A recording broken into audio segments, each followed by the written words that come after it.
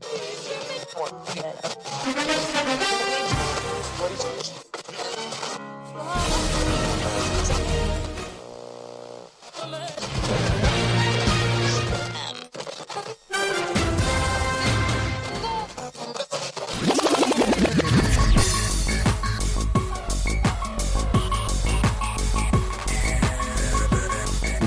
your favorite beverage. It's time for the Beers and Bruisers Fantasy Football Podcast.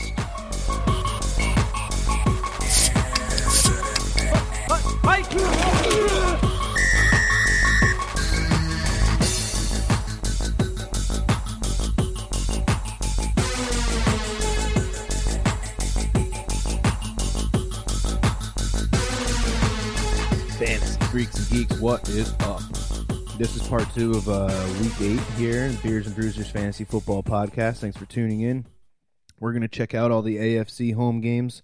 There's 9 of them this week, including 3 games that I think could be shootouts. Texans at Jags, Lions at Raiders, Packers at Chargers, plus 2 other games that I'm really excited about. The Patriots at the Ravens and the Vikings at the Chiefs.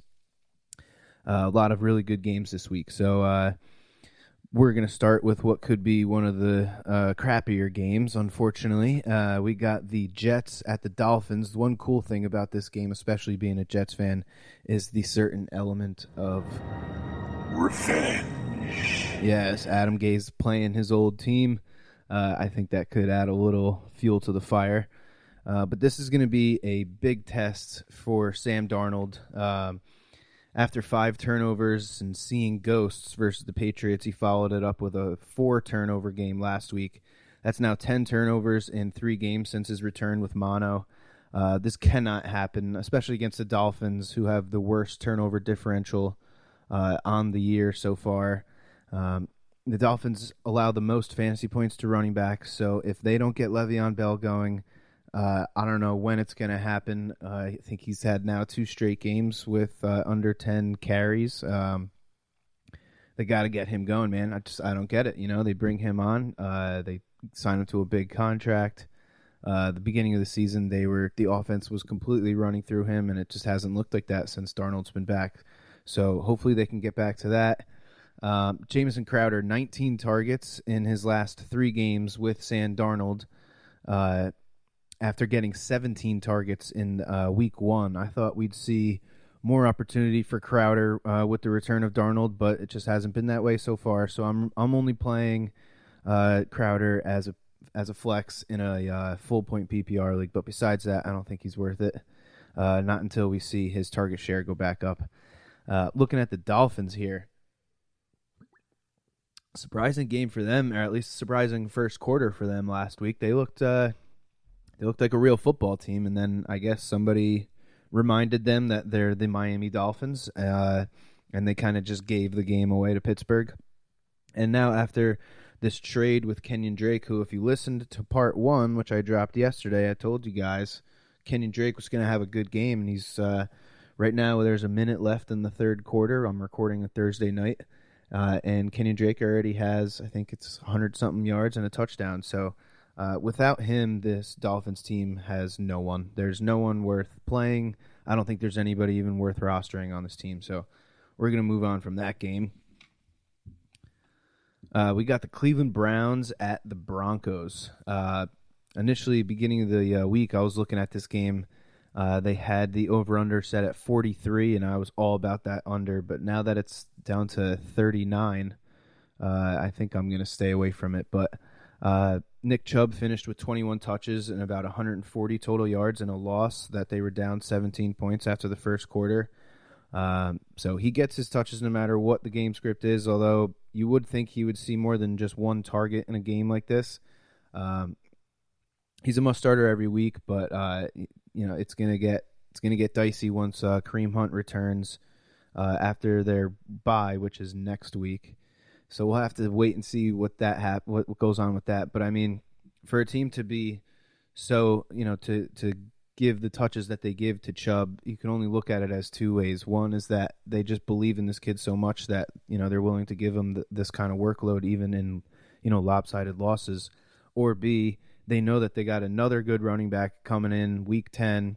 So why not, really ride this dude for the first half of the season and then, roll with the split backfield, with the second half of the season. And plus, I don't really think the Browns are going anywhere. I think they're, 2 and, or maybe they have 3 wins. I don't even know. But we'll have to wait and see what happens with this run game once Kareem Hunt returns.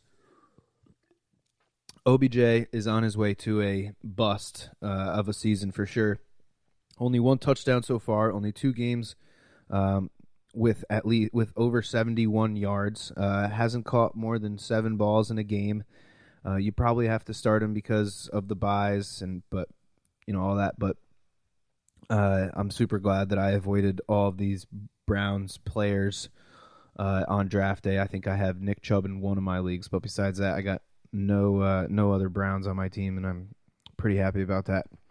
Looking at the Broncos, Noah Fant was clearly the beneficiary of the Sanders trade.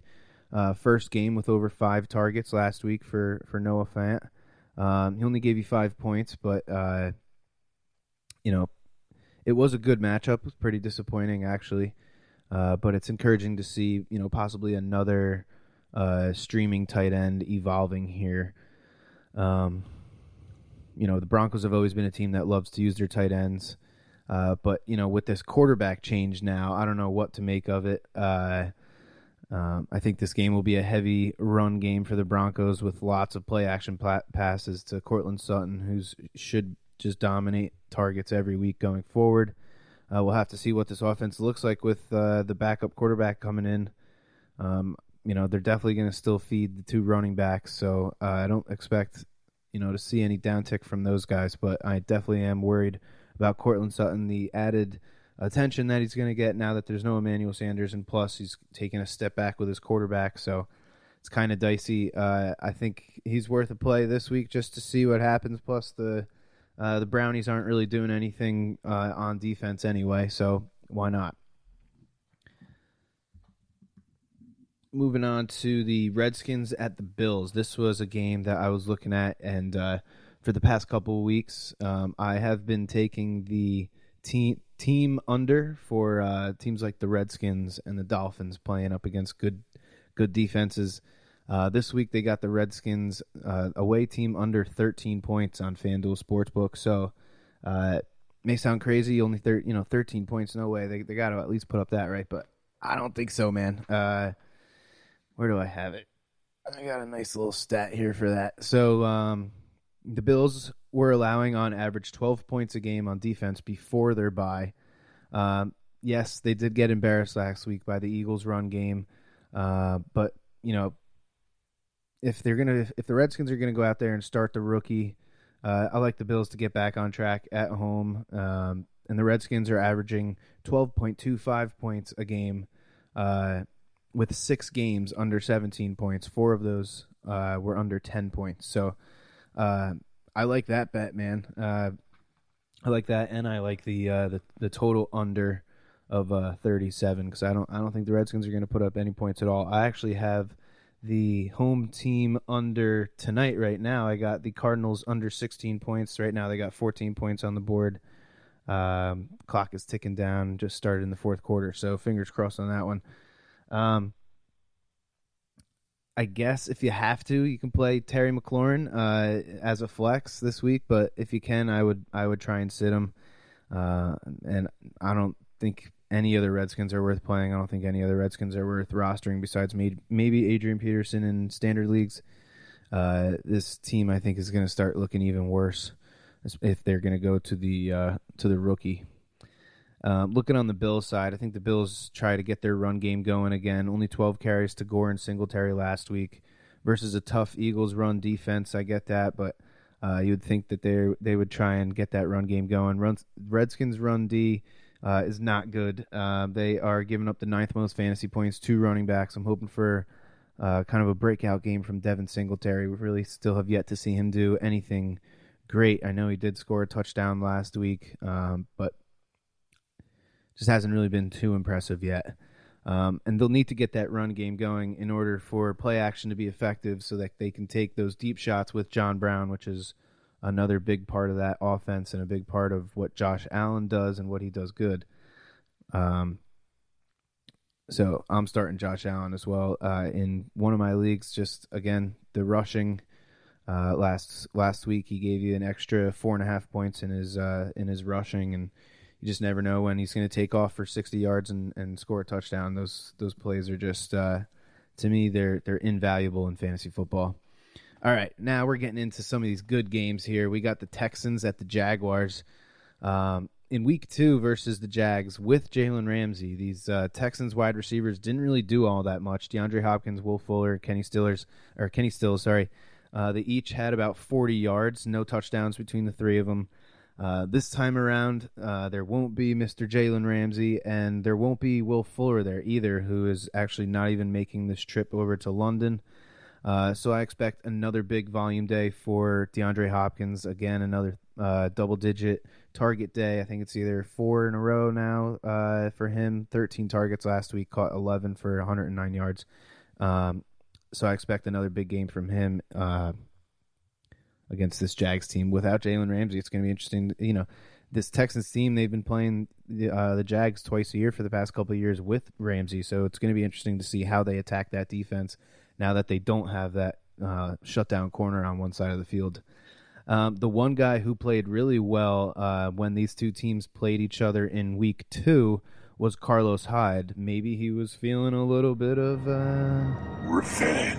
Yeah, maybe he was feeling a little revenge in that game. We remember last year he got traded, and he was on the Jags for, I don't know, a couple games. But, yeah, I mean, he had 90 yards in that game in week 2 against the Jags, and he's averaging over 17 touches a game. So I think this is another good chance, good opportunity for Carlos Hyde, and for anybody who's been, lucky enough to kind of get some RB2 production out of a guy that you probably drafted pretty late or maybe even picked up off the waiver wire. So good on you for that. I kind of like the Texans minus 1.5 in this game as well. I really think the Texans are gonna put up some points, and and 1.5, minus 1.5. I think that's nothing. So I like the Texans minus 1.5. Looking at the Jags, the Texans defense allows the 7th and the 2nd most fantasy points to quarterbacks and wide receivers. They're not very good at defending the pass, so I like Minshew. I like DJ Shark, and I think even Chris Conley is not a bad flex option if D.D. Westbrook were to sit out. We got the 4 teams on bye, plus there's a lot of wide receivers right now, starting wide receivers that are questionable going into this week. You're talking Devontae Adams, Adam Thielen, T.Y. Hilton, Sterling Shepard, Marquise Brown, Deshaun Jackson, Jarvis Landry. So this dude may be a good replacement for one of those guys if they were to miss. The one thing is it's going to be really tough making that decision because of the timing. They play at 9:30 in the morning over in London. So, kind of we'll need to. A lot of these guys are going to be game time decisions. So, just something to keep an eye on for sure. The Texans' defensive strength is definitely their run D, but they just lost J.J. Watt, and they got big old Leonard Williams rolling into town. He's had over 100 total yards each week of in the last 5 weeks, so I think he's going to have another good game too. All right, we got the Colts at the Steelers. Tough matchup for Marlon Mack, but I think he's a must-start RB2 every week. He's been a staple in one of my lineups. That one's a standard league, so those running backs that get consistent touches are a little bit more valuable in those leagues, but still, I really like him this week. The Colts offense runs through this run game, runs through the offensive line that they built there. Zach Pascal followed up his Week 7 6-catch, 106-yard, 2-touchdown game with a 1-catch, 6-yard game last week. But in Week 4, when T.Y. Hilton was out, Zach Pascal led the team in receiving yards. So, it seems like we may be without T.Y. Hilton again this week. So maybe Zach Pascal is not the worst start. Another couple guys that I think are going to be awesome if T.Y. Hilton were to miss. If you go back and look at that week 4 without T.Y., Eric Ebron caught one of his 5 targets for 48 yards and a touchdown. Jack Doyle caught 4 of his 8 targets. He only gave you 22 yards, but he also caught a touchdown. So they each had a really good game.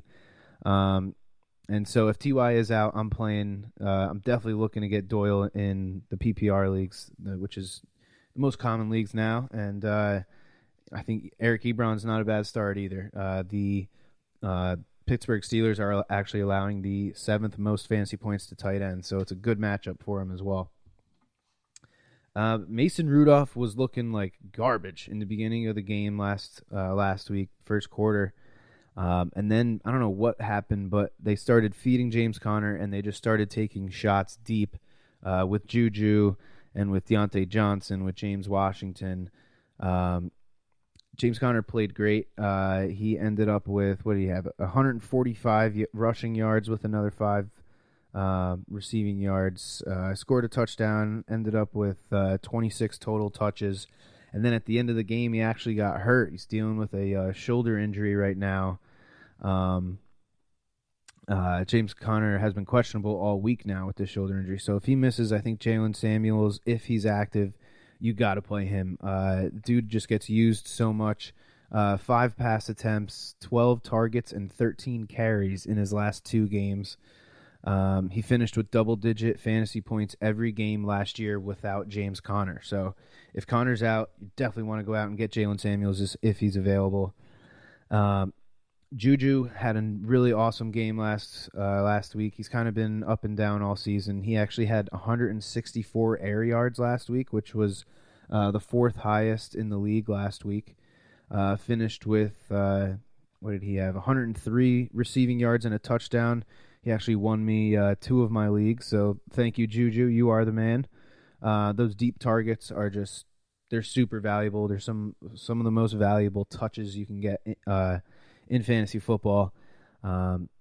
So if that's something that this Steelers defense or the Steelers offense is going to start doing a little bit more, I think you might also be able to consider Deontay Johnson as a play, who had over 100 air yards himself on his 7 targets, which was 2nd on the team in targets.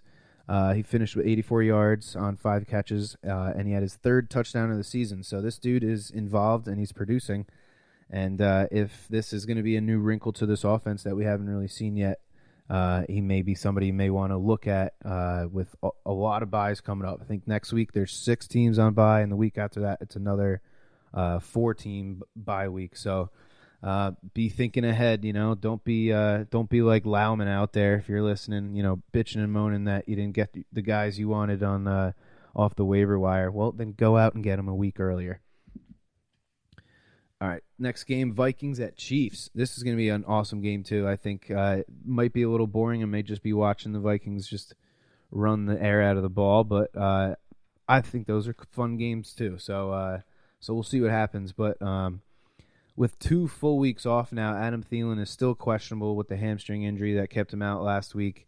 So we'll have to see if he's active. If not, you got to expect another big game from Stephon Diggs, who had 3 straight games with 7 catches and at least 140 yards.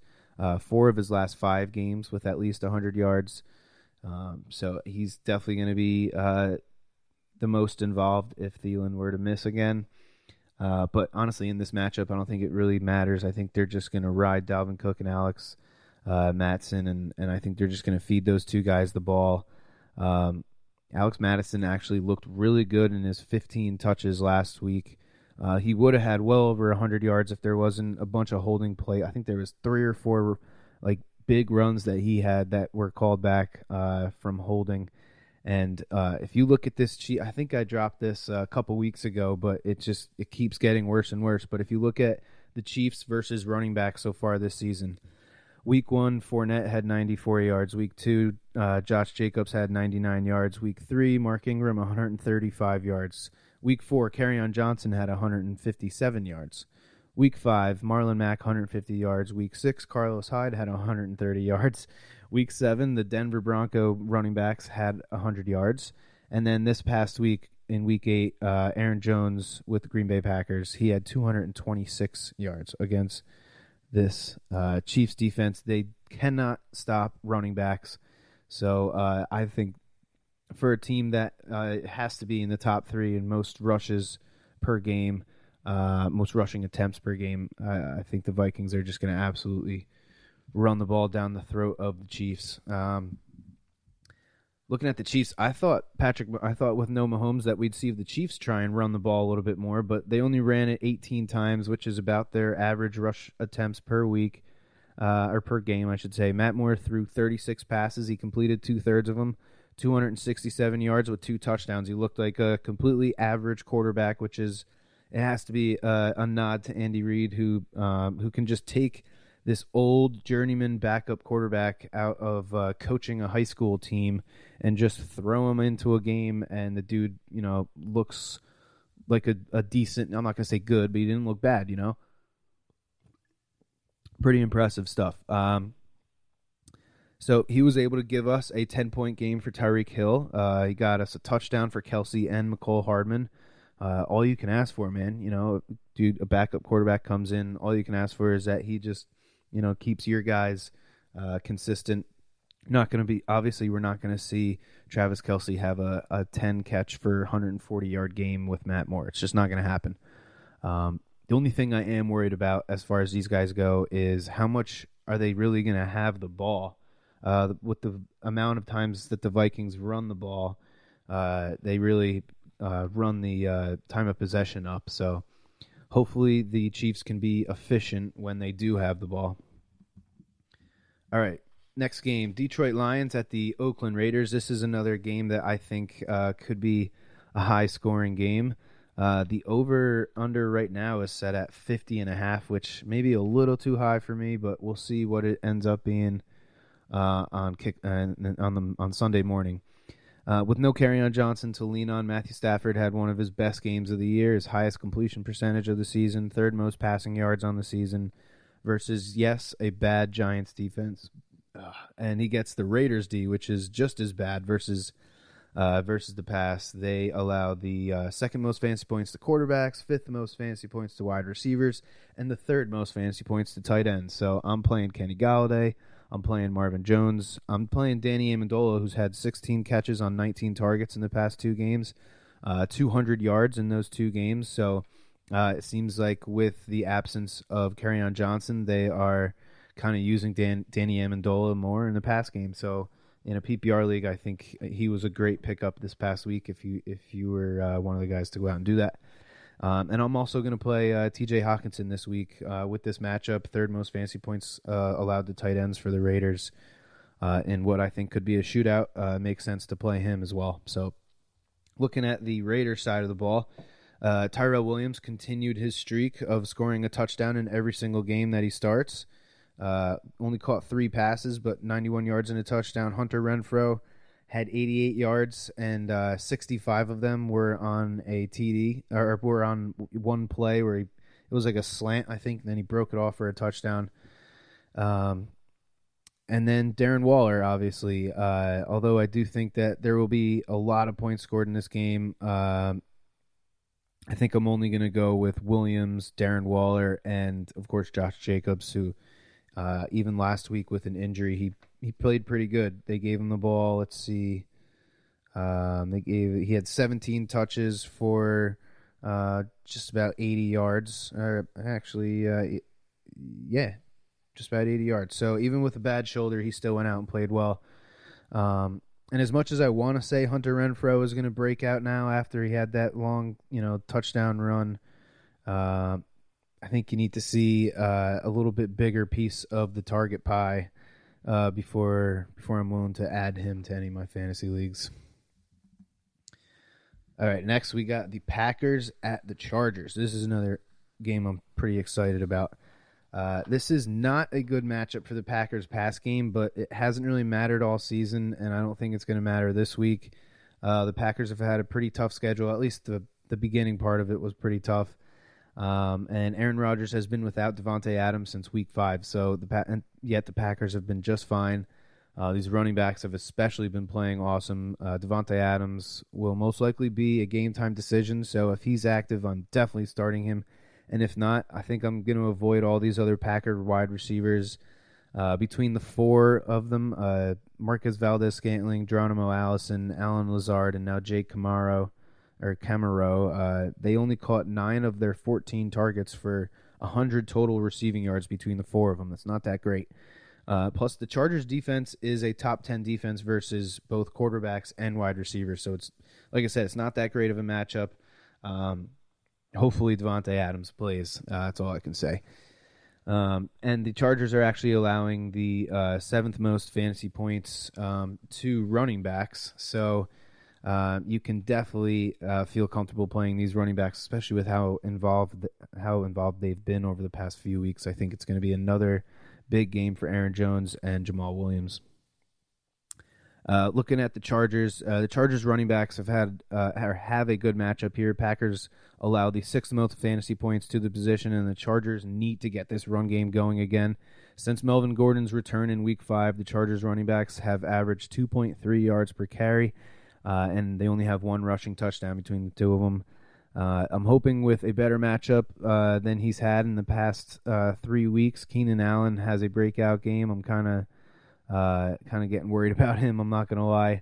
And this offensive coordinator change, if that's what you want to call it, Ken Wisenhunt was fired, and it seems like Anthony Lynn is going to be taking over calling plays now, who is an ex-running backs coach, so he may just want to run the crap out of the ball.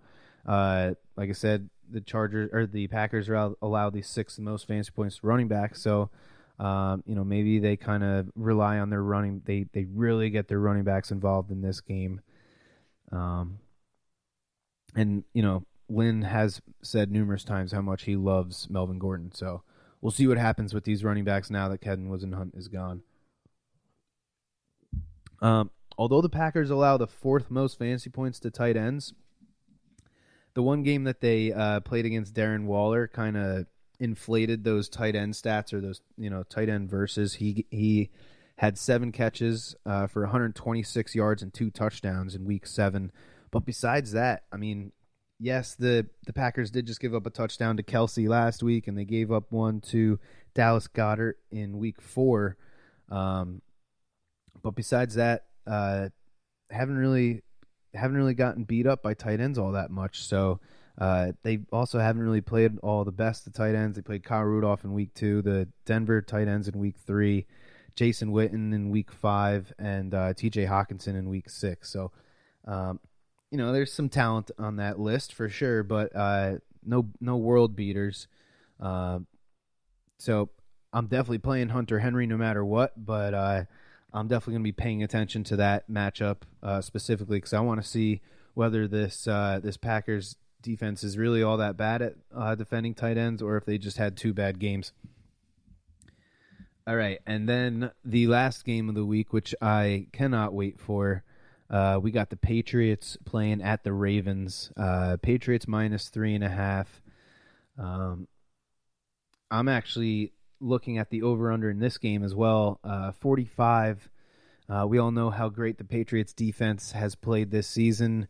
Whether or not that's because they got to play Pittsburgh, Miami, the Jets, Buffalo, Washington, the Giants, the Jets again, and then Cleveland. So, are these rankings?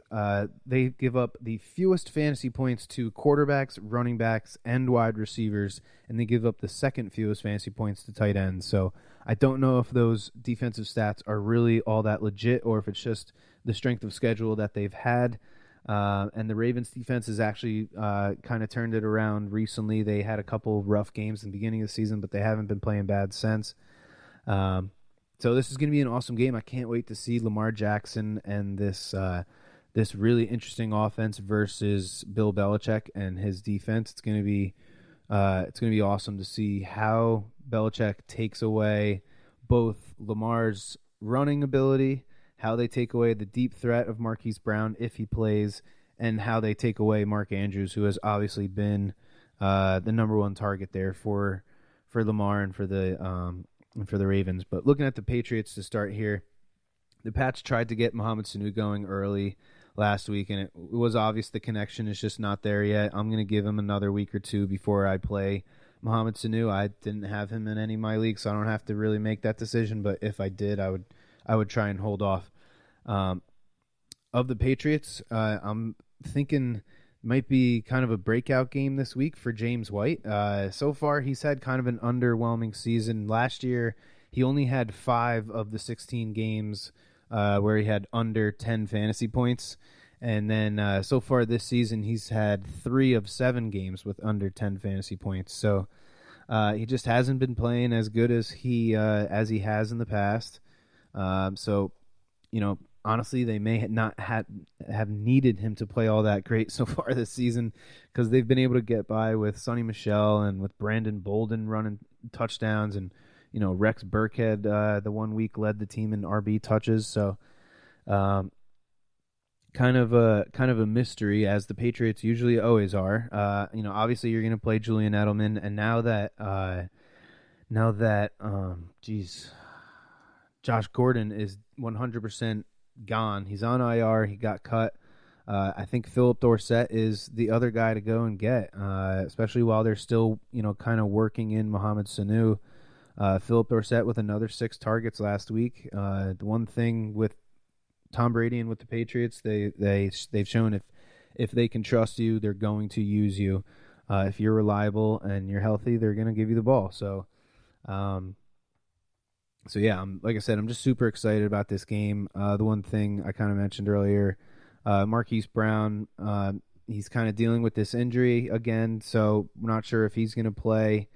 But Mark Ingram and Mark Andrews, I'm definitely still playing them. I know that the Patriots are going to try and take away what you do best every week, and that's definitely running the ball and throwing the ball down to Mark Andrews. But with how much Mark Andrews is involved in this offense, I don't know how you can sit him unless you're in a situation where you have 2 of the top 4 or 5 tight ends, which in one of my leagues, actually, I'm in one of those positions. I have Darren Waller and Mark Andrews, so I'm really struggling with that decision. I'm probably going to come down to the wire with that one. But so that's going to do it for the part 2 of the Week 9 episode of the Beers and Bruisers Fantasy Football Podcast.